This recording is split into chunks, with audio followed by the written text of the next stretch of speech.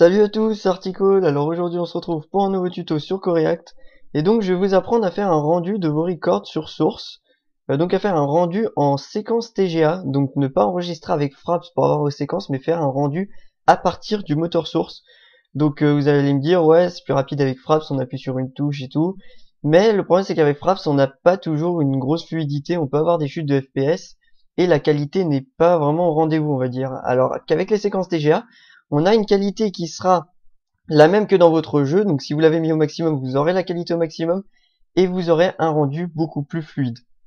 Donc je vais vous montrer ça, donc on va charger une record, donc une record simple, donc là je vais prendre une record avec un smooth, donc genre celle-là.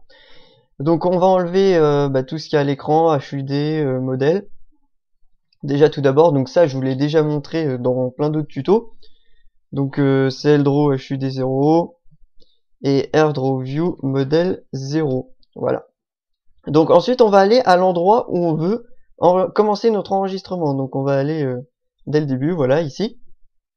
Et donc on peut aussi automatiser tout ce que je vais faire grâce au bouton Edit que je vous ai déjà expliqué dans le tuto comment automatiser ses records sur Counter. Et donc on va d'abord taper une première commande qui est host framerate. Et donc là on va choisir un chiffre. Donc le chiffre en fait c'est le nombre d'images par seconde. Donc plus vous mettez d'images, plus votre vidéo sera lente. Parce qu'en fait le but justement ici, ça va être de ralentir notre vidéo, donc de faire un enregistrement de notre vidéo au ralenti pour pouvoir l'accélérer sur Sony Vegas ou After Effects par exemple. Donc vous allez me dire quelle est l'utilité de faire ça.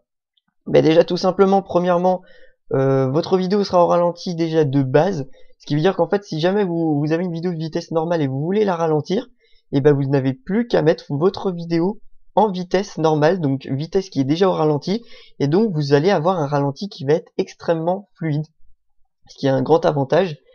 Et donc le fait justement de prendre une vidéo déjà au ralenti, et quand vous allez l'accélérer, ça va faire que vous allez avoir une grosse fluidité forcément, puisque déjà le ralenti est fluide, donc l'accélération sera aussi fluide que le ralenti, forcément. Donc ici je vais mettre un host frame rate de 90, donc 90 images par seconde. Le problème c'est que si je reprends ma lecture ici, et là la vidéo est au ralenti. Et c'est normal parce que Fraps s'est lancé, mais normalement votre vidéo est en accéléré. Si vous relancez l'enregistrement, enfin sur mon PC en tout cas ça le fait. Donc là vous aurez une séquence ralentie comme ceci, vous voyez. Donc je vais remettre jouer la vidéo. Je vais aller à l'endroit où ça va commencer. Donc host frame rate 90. Donc là j'ai mis 90 exprès parce qu'en fait c'est 3 fois plus lent. Et vu que sur Sony Vegas on peut augmenter la vitesse que jusqu'à 300%, ça veut dire qu'on va l'augmenter 3 fois plus vite. Donc quand je vais l'augmenter à 3 fois plus vite, la vidéo va être à la vitesse d'origine. Sachant qu'on peut encore accélérer en maintenant la touche contrôle et en bougeant la séquence, mais je vous montrerai ça après. Donc une fois qu'on a fait ça pour ralentir notre vidéo, donc n'oubliez pas de faire pause avant de le faire, on va taper une commande qui va enregistrer en TGA. Donc on va faire Start Movie. On va taper le nom de nos images TGA, parce qu'en fait on va se retrouver avec des images du genre test 001, test 002, test 003 et ainsi de suite. Donc on va appeler ça tuto test en Coreact plutôt TGA. Et on va choisir le format de l'image, donc TGA, parce que c'est un format non compressé d'image. Donc comme ça on a la qualité la plus haute possible. Donc on valide. Donc là il commence l'enregistrement. Dès qu'on va quitter l'enregistrement, donc je vais dire dès qu'on va faire reprendre la partie, il va falloir fermer la fenêtre parce que l'enregistrement va commencer. Voilà, résume. Et voilà. Et donc là, il est en train de nous enregistrer notre séquence. Donc là, vous pouvez voir que ça lag à mort sur mon PC. C'est normal. Ça laggera aussi chez vous, mais votre séquence ne laggera pas. C'est parce qu'en fait, il enregistre des centaines d'images sur votre ordinateur et du coup, il fait ça en même temps que le jeu. Donc forcément, vous ramez, mais la séquence ne ramera pas. Donc là, forcément, avec Fraps en plus d'allumer, ça peut ramer un petit peu. Enfin, chez moi, ça rame, mais normalement, votre séquence ne ramera pas du tout. Donc voilà, on va le laisser faire. Donc là, la vidéo est au ralenti et c'est normal. Il nous fait un enregistrement au ralenti et ça va nous être bien pratique quand on va vouloir faire des ralentis dans le jeu et qu'on va vouloir avoir une vidéo fluide. Donc je vais arrêter ici, je crois que ça va suffire. Donc là, on fait échappe. Donc là, il arrête. Et donc, on va taper end movie. Comme ça. On fait entrer.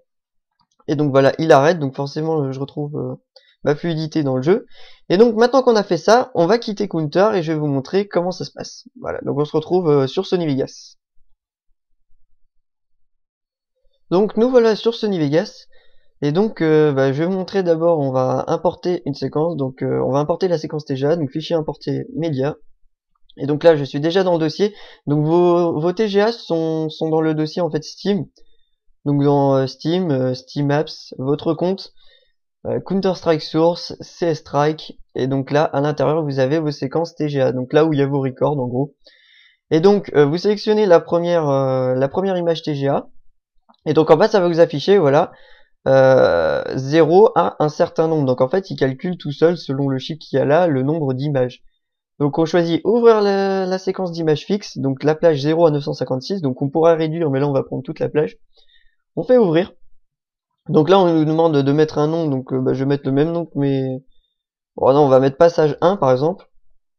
On peut choisir le nombre d'images par seconde, donc moi je laisse à 29 970.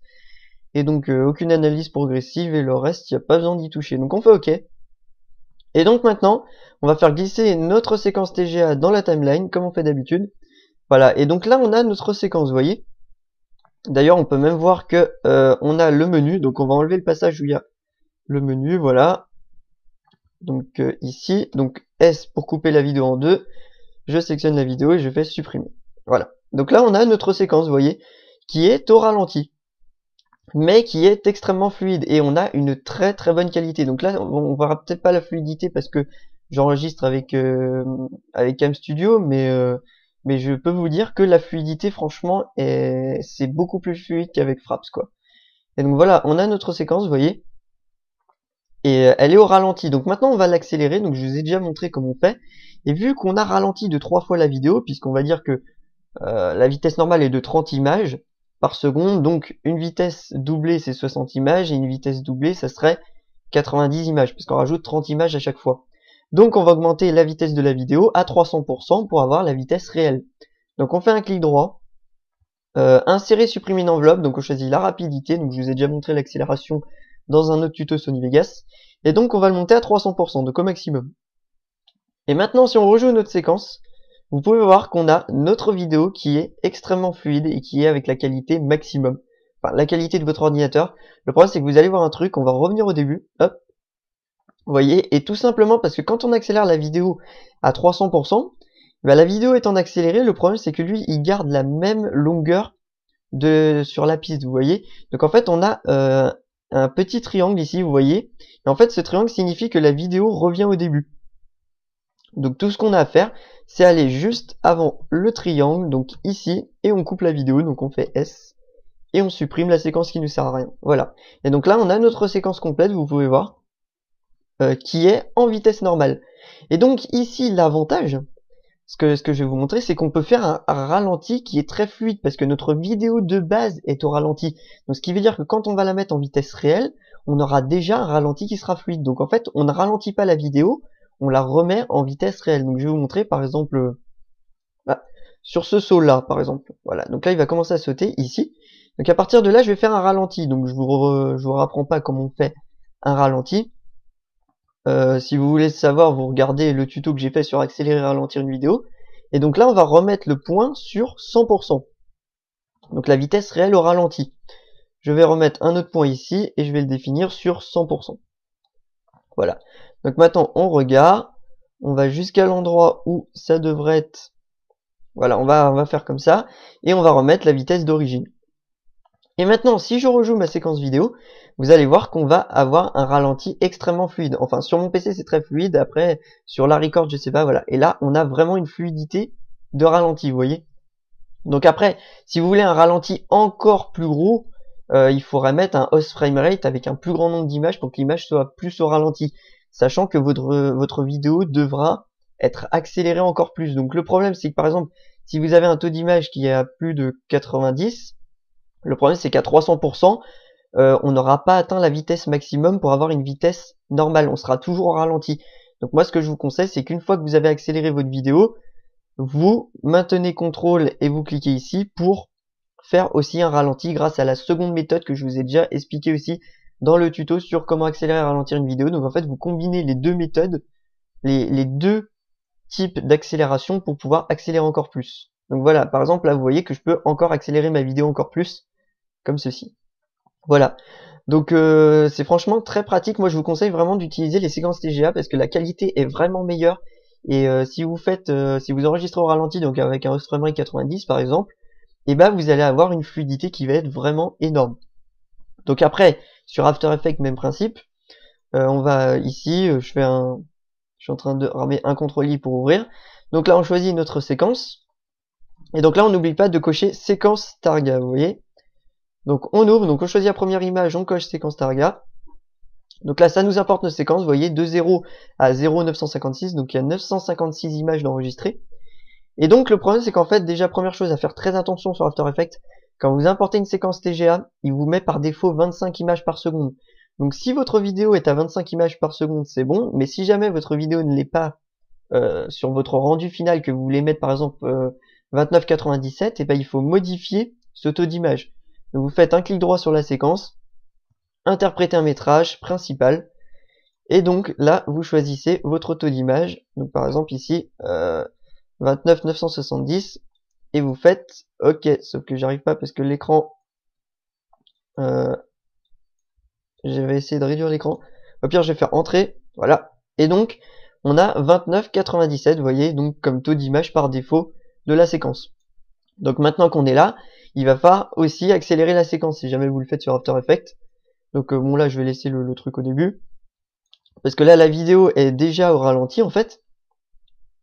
Vous voyez, elle est déjà au ralenti. Donc on va l'accélérer comme avec Sony Vegas, donc on fait clic droit, instant, extension temporelle. Donc là il faut savoir qu'en fait la vidéo on l'a accélérée de 3 fois parce qu'on a fait 90 images. Si on avait fait 120%, 120 images en framerate, on l'aurait accéléré de 4 fois on va dire. Donc ce qu'on peut faire, c'est, vous voyez en fait le problème c'est si je mets 300% ici, bah, la vidéo va être ralentie de 300%. Donc en fait il faut diviser 100% par 3. Donc on va faire 33,33. Comme ceci. Et donc ça va nous faire à peu près 100%. Après c'est pas 0,001 que la différence de vitesse va se voir, ça je peux vous le dire. Donc on fait OK. Et donc là on a notre séquence qui est en vitesse réelle. Donc là forcément ça lag sur After Effects, mais je peux vous dire que dans le rendu final ça ne laggera pas. Voilà, donc là on a notre vidéo voilà en vitesse normale. Tout simplement. Donc voilà, donc j'espère que ça vous aura été utile. Donc moi je vous conseille vraiment de le faire en TGA plutôt qu'avec Fraps, parce que Fraps c'est vraiment pourri, en plus on peut avoir des chutes de FPS ou des choses comme ça. Alors qu'en TGA on a vraiment un taux de FPS constant, on a la qualité d'image comme vous la voyez à l'écran, donc si vous avez mis la qualité maximum d'image, vous aurez la même qualité avec les TGA. Et donc en plus c'est vrai qu'après avec toutes vos images TGA vous avez un rendu qui est plus gros. Enfin un poids plus gros de la séquence. Donc par exemple si j'additionne, bon là j'ai pas regardé, mais le poids de tous les TGA ça peut faire plus gros qu'une séquence sur Fraps. Par contre ce que je peux vous dire c'est que avec des tests que j'ai fait, je me suis rendu compte qu'en fait lorsqu'on fait qu'on encode notre vidéo finale par exemple en MP4 ou autre chose, et ben le rendu final en compressé est moins gros qu'un rendu avec des vidéos Fraps en fait.